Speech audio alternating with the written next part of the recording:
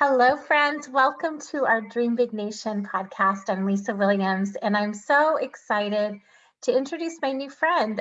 We had an opportunity to meet at a coaching program and have become friends and lovers of helping families get through some of the trauma that divorce can cause. Miss Andrea Javor, welcome to our show. Thank you so much for having me. Absolutely. So Andrea and I, we had the blessing to meet one another at a Be Seen on TV accelerator coaching program. Who knew that so many people wanted to be seen on TV in this world? But we immediately connected. She's a certified divorce coach and career development coach, and she's really focusing on helping professional women find their is it betterly ever after? Is that what it is? It's happily better after. Happily ever after. And happily better after. Sorry. Happily better after. I absolutely love that. And you're doing it both in their professional world and their marriage life as well. So, hey, just give us a little 411, help us get to know you a little bit. Absolutely. Well, thank you. Yeah. So my path to becoming a divorce and career coach is really non-traditional. I spent 20 years in the corporate marketing world. So I had a very different career before I started doing coaching. My career in marketing was great. I had a lot of fun. I met great people. I got to travel the world. Very comfortable lifestyle. And while I was climbing that corporate ladder, I actually got married and divorced, not once, but twice. So I realized a couple of years ago, I really had kind of a divine awakening inside of me and realized that, for the next 20 years of my career, it would be really easy and comfortable to stay in marketing, but this is not what the work that I want to do in my soul. It's just not, I loved my job and I miss a lot of the people I used to work with. But I realized that my real calling is actually to help empower women get through really hard things in life. And when I say really hard things, divorce is obviously something that you and I both know touches 50% of American children, right? 50% of kids are affected by divorce in some way in the US. I know every year, even with divorce rates slightly declining with the pandemic, recession, and sort of financial implications, there will still be 2 million adults who get divorced this year. So it affects so many people. And I think particularly for women, the system isn't set up. And when I say system, I mean a bit of the legal process and all of that. It's not set up to really impart a huge amount of compassion towards women into the That's true. into the process. Statistically speaking, women's income declines by 41% after a divorce. That's more than twice as much as men's, right? So I am interested in helping all gendered, all people, whatever you identify with, I'm interested in helping all people. But I do think that the specialty on really thinking about women is that, when you're faced with divorce, you're never prepared for it, right? Like, even if you're the one who wanted to have it or initiated the divorce process, it still comes with the same amount of pain and grief and loss and frustration, as well as, by the way, opportunity on the other side of it. So for me, I not only want to work with women to help them through it, but actually to do what I did, which is take a horribly devastating situation and see opportunity on the other side of it, an opportunity to create something better than I ever could have created in the past. I love that. Well, and I find so many of our guests, they have found themselves in a time of devastation, as you said, and it really has, it's what they do with that really can transform their lives. So let's unpack, what you do a little bit, because I think you said a few things. One of them was that 2 million people. Okay, so 2 million lives are going to be impacted. Let's face it, it's going to be negative in some way. And there's probably how many children in those 2 million? I mean, is it most of the time they have children as well? Yeah, I would say, it is mixed, certainly. But I mean, there are 60 million children in the United States, and 50% of those children are affected by divorce. A huge amount of children are in a blended family with a step parent or, one biological parent and then a significant other of that biological parent, right? Yeah, it's very common. Lots of children are affected for sure. Well, and you said something before you shared with me that your situation was rather unique in that you had stepchildren. Kind of tell us about that, what you shared with me, because I think it creates a whole nother element of blending and creating relationships and things like that. Well, it's amazing, right? There's so much to talk about when we talk about blended families. There are more non-traditional families than not out there in the world. Depends on how you define traditional versus non-traditional. Yeah. So in my case with my ex-husband, he and I got married and we were raising his 3 children, about 40% of the time, and about 60% of the time they were with their mom. We lived, 10 miles apart, from each other. So his kids were used to living in 2 houses, right? They adjusted to that at a very young age. They're wonderful children. They're still part of my life, which is probably the biggest blessing I've ever. And how old were they when you came into their lives? So twin boys were just about to turn 6. Okay. And my stepdaughter just turned 4 at the time that I met them. Such a great age. Yeah, I mean, they're just so loving. They love you, and they just want to do fun things with you and sort of snuggle up, and it's great. There's the great ages, yeah. And through the marriage, what I realized was, being a step parent is a really unique opportunity to not only show up as my best self for those kids as a stepmom, but also to really build up my ex-husband and his ex-wife. And I'll be the first to tell you, I wasn't great at that at the beginning. I didn't really know anything about that. I'm not a mom myself. I have my stepchildren, but I don't have biological children. And I think being married to him and being part of that family gave me so much knowledge and understanding and compassion on how to deal with things, that came up. Like while we were married, the kid's mom, her father passed away. And it was like probably a moment where I reached out to her for maybe one of the first times that it was just her and I talking, not through my ex-husband. And I think it began a bit of a different kind of relationship between us where, I reached out to her one-on-one to say, I am just so sorry that you have lost your father. If there's anything I can do to help your kids through it or help you through it, I'm here. And I say that example because I think as anyone listening who's dealing with, the other woman or dealing with, the co-parenting issues, especially when one of you have new relationships, it's critical to remember you're all there in service for the kids. Like no matter how it started, no matter how this all happened and who's at fault for the divorce or when it happened, I met Matt, my ex-husband, 2 years after he had been divorced from his ex, but, still in some ways I'm like, I don't know, would they have gotten back together if I didn't come in? I've had those thoughts myself. Yeah. Absolutely. Yeah. And so I think some of the lessons that I learned in all of this, and since Matt and I have gotten divorced, I think the biggest blessing in my life is his ex-wife, Carrie, the kid's mother, she has shown me such genuine generosity and graciousness of spirit to say to me, Andrea, the kids can't lose you. They love you. You've been a part of their lives. Like, don't disappear, and through a lot of like healing and I think showing up for each other in a new way, I think that I've been able to do what's best for the kids, which is, I'm here. They know that they can call me, they FaceTime, they can text me. The pandemic has been a bit challenging to see them more regularly, just trying to be safe. But I would say, I think at the end of the day, in any blended family, all I can impart upon anyone I talk to is show up for the kids. Put your differences aside and show up for those kids. Statistically speaking, when we look at what children need going through divorce, kids need 3 things. And the first is the easiest. They need love and affection from their parents. Fine. Number 2, they need parents to manage their own stress. That's hard to do sometimes when you're, And then number three, they need a conflict-free environment.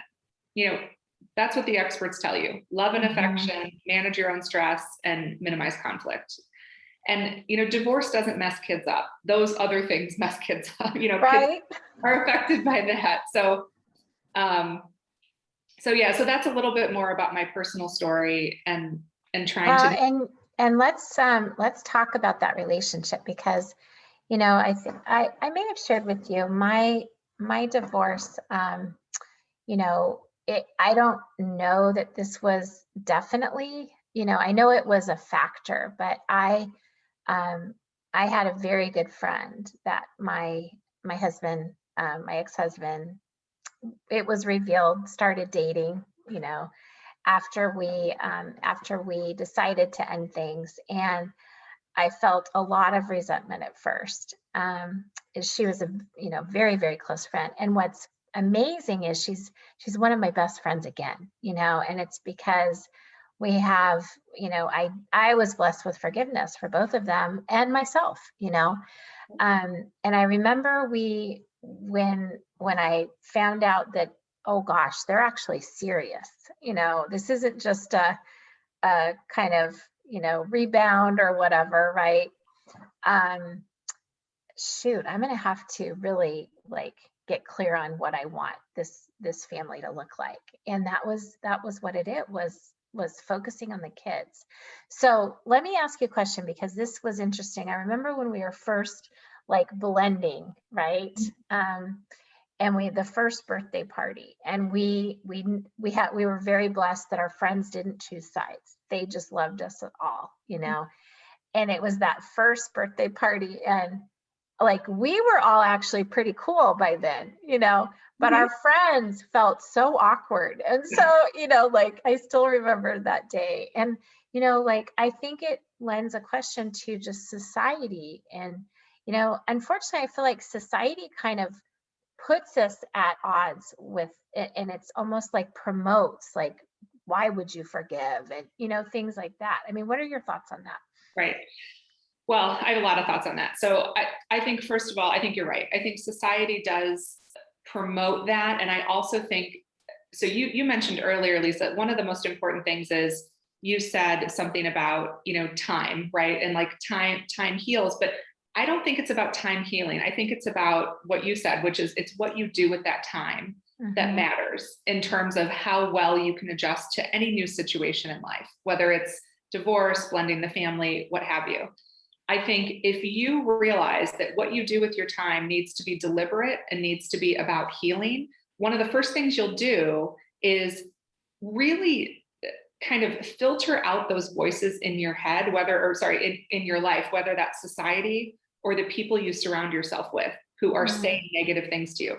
So, it's easy, and me as a good friend to many other women who have gone through divorce, to say, oh, at the time, years ago, oh, well, he's terrible because he cheated or he lied or he did this. And, oh, and this new girlfriend, she's trash, or whatever. It's really easy to denigrate the other person and to kind of play the blame game because you're trying to be supportive of your friend. So now one of the things I work with, my clients on is, what is your circle of support? Who are the people in your life and how are they building you up and kind of promoting sort of the positive healing versus staying stuck in some of that negativity that ultimately is going to affect your children and affect you. Rehashing the same stories over and over. And and you know what? It's easy to get stuck. I think in a lot of ways, society sort of blames the other woman or the other man or this scenario because it's easier. It's easier to place blame there versus saying to someone, and to myself included, hey, let me go look deep within. What was my role in this marriage ending? Even though there were a lot of things that he did, I mean, trust me, a lot of things that were very fundamentally wrong and sort of against the institution of marriage at a very basic level, I still had a role there too, and it's I think if you can really do the hard work and use the time that you have to heal and to really look within, it's you take some of the concepts of healing and forgiveness and, and when you start to apply them to yourself and really think how can I show up as the best version of myself, even in these very traumatic and devastating circumstances? I think you realize that it's most important to listen to those voices that are bringing you to a positive place in life, and really trying to filter out a lot of the negative noise you'll hear from society, from your friends.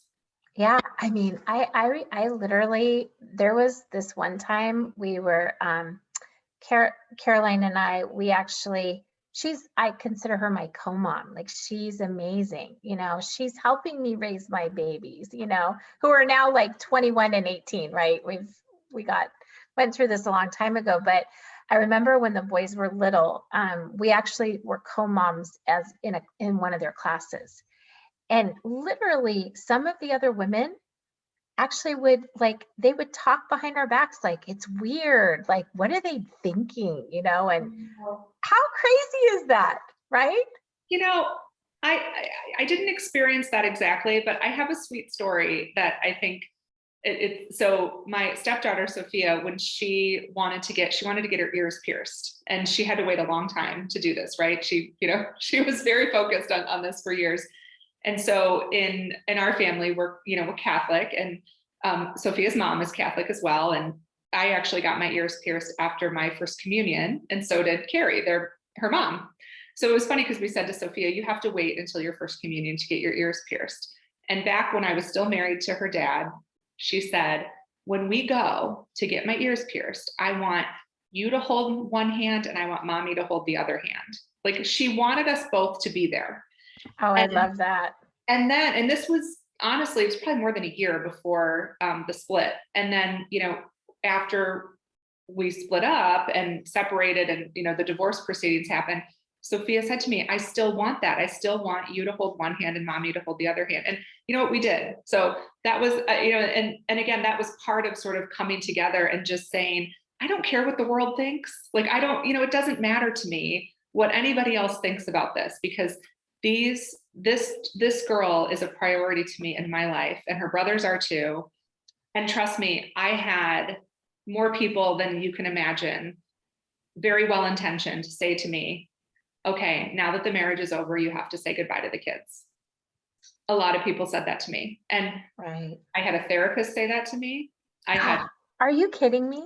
I did. And, and I said to my therapist at the time, I said, listen, I am not going to make a plan for this. What I'm going to do is show up with my full heart and be available to them in whatever way they need me. And I will continue talking to Carrie to figure out what is the best way to show up for them.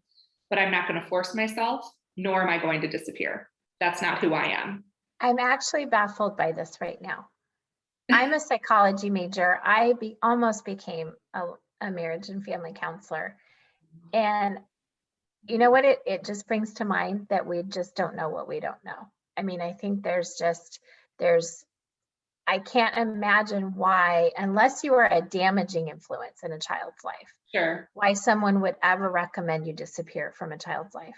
Well, and I don't think that was the recommendation. I think the recommendation was more about, you need to move forward and do what's best for you. Don't try to hang on because they already have a mom. Which that makes sense. Yeah. And it, well-intentioned advice. It wasn't, you know what I'm saying? Yeah. Yeah. Well, and let's talk about therapy, because I mean, for me, that was I love therapy, by the way. I remember thinking, okay, I know that I want to get married again someday, and odds are stacked against me even more on that second one. So I better figure out my stuff.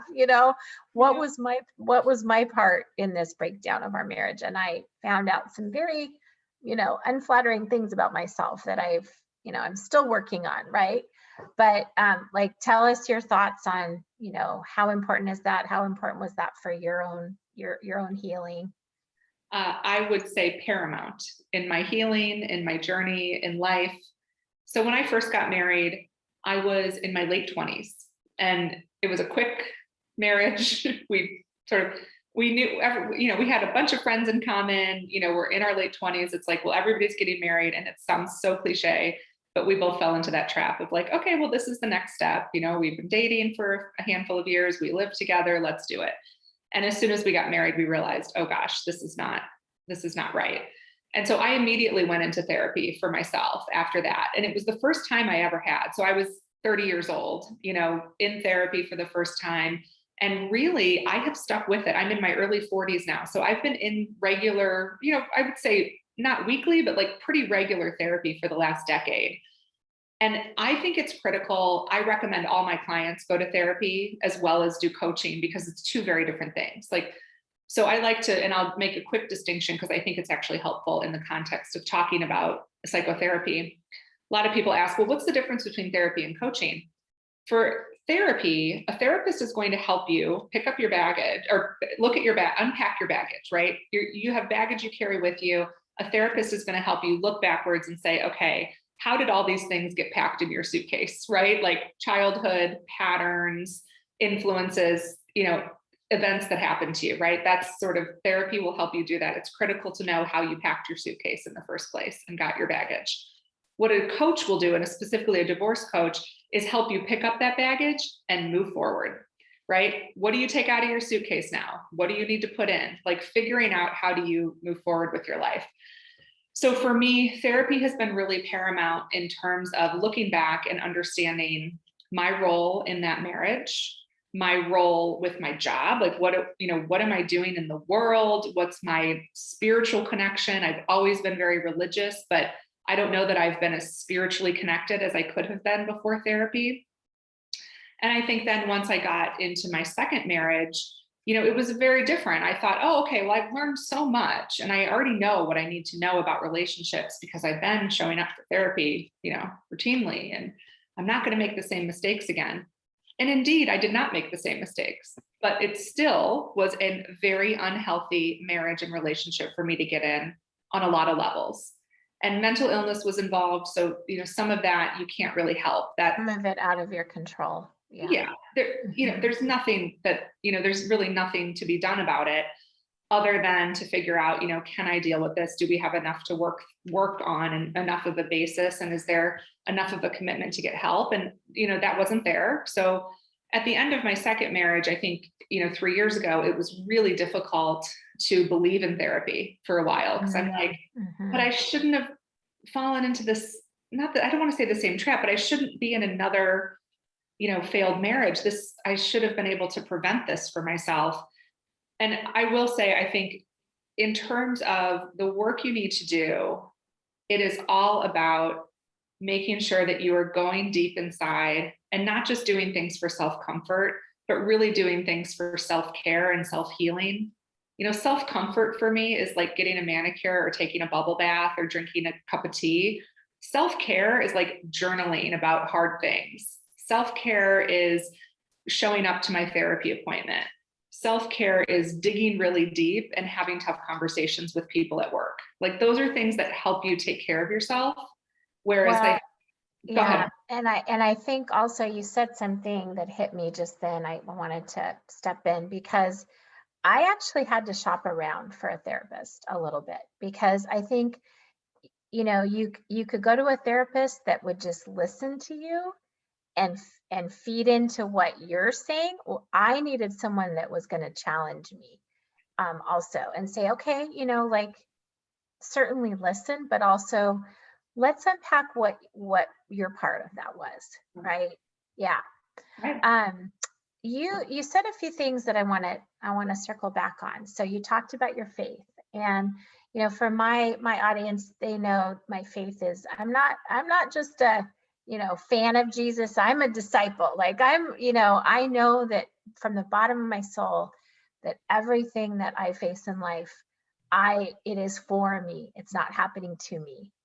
And it can be used for good in my life and others. And I think your story's a really lovely example of that, because do you think you'd be doing what you are doing now if you hadn't gone through that pain of that second divorce?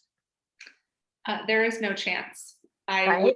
I would be living a blissfully ignorant life, doing probably in some unhealthy relationships, probably not showing up as a friend, a daughter, a sister, an aunt, a stepmother, I wouldn't be showing up in the way that I am today without having gone through the experiences that I have.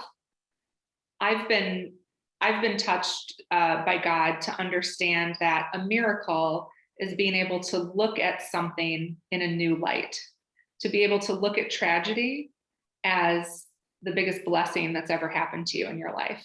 Mm-hmm.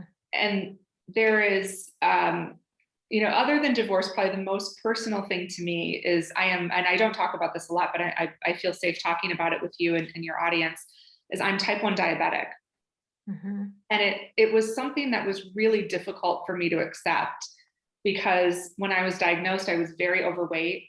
And it was like, well, I'm diagnosed with type 2 diabetes is the diabetes for people who are overweight. That's kind of the general stereotype of it. And,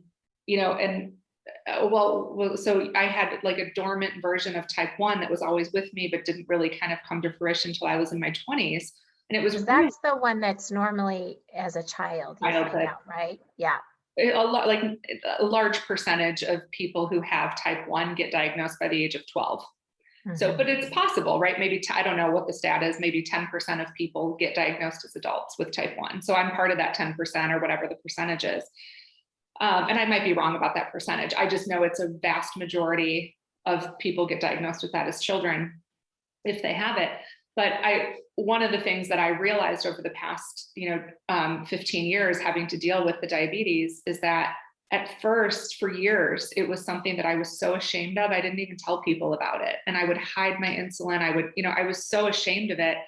And what I realized after several years is this diagnosis, as devastating as it's been, and as much as it's affected my day-to-day life with insulin management, and there's a whole slew of other things you have to do. It's like a full-time job. It is probably one of the best things that's ever happened to me. Mm-hmm. And I say that because I was very unhealthy. I was very overweight. I have since maintained a healthier lifestyle. I started running. I've recently lost about 30 pounds, which, my weight still. Good for you. Yeah. My weight still fluctuates, but what the type 1 diagnosis did is really put a microscope on how what am I feeding myself? How am I taking care of myself, mind, body, and soul? And I got to tell you, it was hard to look at and hard to say, mm-hmm. Oh my gosh, you're really not taking. So it was like God coming down and giving me this diagnosis to say, you gotta pay attention to this, Andrea. It's time to do better. So I don't mean to get off topic with talking about family, but it's the same with divorce. Hey, Andrea, absolutely. You've got to look at your view of marriage, because you have 2 marriages that didn't work out. Mm-hmm. Yeah. Well, and now look at how God is using you to help other families. Help children. I remember I met a friend, a new friend at my husband's golf course. She was like you. She was entering into a marriage that had children, and she didn't have children. And it just makes me cry. Like, she literally shared with me that for 15 years, his wife would not let her in. And she has not been able to be a mother to those boys, and just think about that, like the motherless children that you can gift your children to. Like, what child doesn't need more mothers? Like, it really does take a village and more love, right? That's all I need, more love. Right. Let's shift a minute, because I am a wealth educator, a debt eliminator, and I love to empower women around money. And you said something startling around that women have a 41% decrease in their income when they go through a divorce. And my friends, it does not have to be that way. I want to just ask you, how do you help women in this space? Because this is a really, it is actually Financial Literacy Month. April is. I don't know if you knew that, but right. How do you help women in this space? And I think we need to create something together around this as well. We should. Yeah, absolutely. I would say, of all the topics I talk about with my clients, probably close second to the emotions of divorce, it's the finances of divorce. Like, how do I deal with this? Oh my God, my life is going to be so terrible. Like that kind of stuff. Like, So there's a few strategies, and we could go into this for hours, quite honestly. We need to have another episode, I think, just about this, right? We could, honestly, we could. Yeah. But let me just preview. I think there are probably like 3 immediate tips I would give to people in terms of how to sort of tackle the financial literacy that maybe you didn't have during the marriage, especially if your partner handled all the finances. Like a lot Which of is often the case. That was the case for me. Yeah. it's common, right? So I think first and foremost, it's you have to like get over the intimidation of money. Like some people, myself included, I'm not really like numbers oriented. I'm just not, I don't like to pour over spreadsheets. I'm not a detail oriented person in that way, where I'm kind of like, okay, I have X income and I have Y expenses. So like Z is kind of my spend, I kind of do things more generally. But here's where you start. Tip 1, find someone who's detailed. You have to get a financial planner. Like one of the most important pieces is to have a budget, and you don't have to do it yourself. You have to have someone there who's your advocate. There are wonderful CDFAs out there, certified divorce financial analysts, or just a financial planner. Whatever.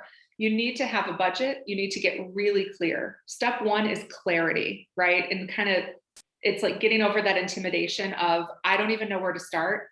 The start is the phone call. Find a professional who can help you. It's not going to cost you more money than it'll save you by having somebody smart helping you with it, right? So that's step 1. I think tip 2 on the finances is make sure that you have a long-term plan. Like if you are, you have goals of what you want to do. If you used to take a trip to Europe every year when you were married, look at what those long-term plans are for yourself, and don't be afraid to budget and put that together and say, you know what, I might not be able to go to Europe every year for 2 weeks with my kids, but I'll be darned, I want to go on a really cool road trip, every other year, or I want to be able to go to Disney, or I don't know, whatever it is. Like you can put a long-term plan together that is going to be fruitful and effective and like keep you happy while also saving for the future. And so part of that long-term plan is just, working with your financial advisor and understanding, what do I need to do in order to make this happen? You might have to rethink your income or your expenses. Those are things that you just need to do, right? Like that's just part of life. Like, either you keep the house or you sell the house. There are trade-offs in all of it. So I think it's really about that long-term plan and where do you see yourself and what kind of lifestyle do you want to live? And then I think the third piece is often I think we overlook this idea, is that I think your network generates your net worth. So your network generates your net worth. And what I mean by that is there are countless people who would be willing to help you and willing to offer you advice, network for new jobs, just help you think through your priorities, right? Think about tapping into your network to help increase your net worth. And I mean that on a financial level and an emotional level and a spiritual level. So those are kind of my tips. Like get really detailed on your budget, number 1. Number 2, figure out your long-term plan. And number 3, tap into your network for what you need in the area of finances. I love that. And I agree with you on every single one of those points. And the one thing I would add to that is become your own educator. Don't outsource the money conversation, right? Money, I hope your money is as important to you as it is to anyone. There will never be someone that it's more important to than you, so yeah. Absolutely. I love that. Well, hey girl, we've had some fun. I knew we would. It's already over time. I knew that we'd talk, and I really do think we should have another conversation around truly financial wellness. One of my programs is Journey to Financial Wellness, and I help people find their financial freedom number. And I did that. It was a result of my Dave Ramsey course that I took when I went through my divorce. For you Dave Ramsey fans out there, precursor to his Financial Peace University, right? So there's so many ways that you're serving your community. Andrea, I'm really excited to be sharing that story with my tribe and others. So thank you for joining us and your wisdom. It's been lovely to meet you more and hear more about your story. Thank you so much, Lisa. It's been a pleasure. Absolutely. Hey, to my Dream Big Nation listeners, I'm so very blessed to be part of your day. I hope these stories are continuing to bring you value and giving you, more insight about what may be next for you in your life. Blessings to you in this amazing life journey, and I'll see you soon. Bye, Andrea. Bye.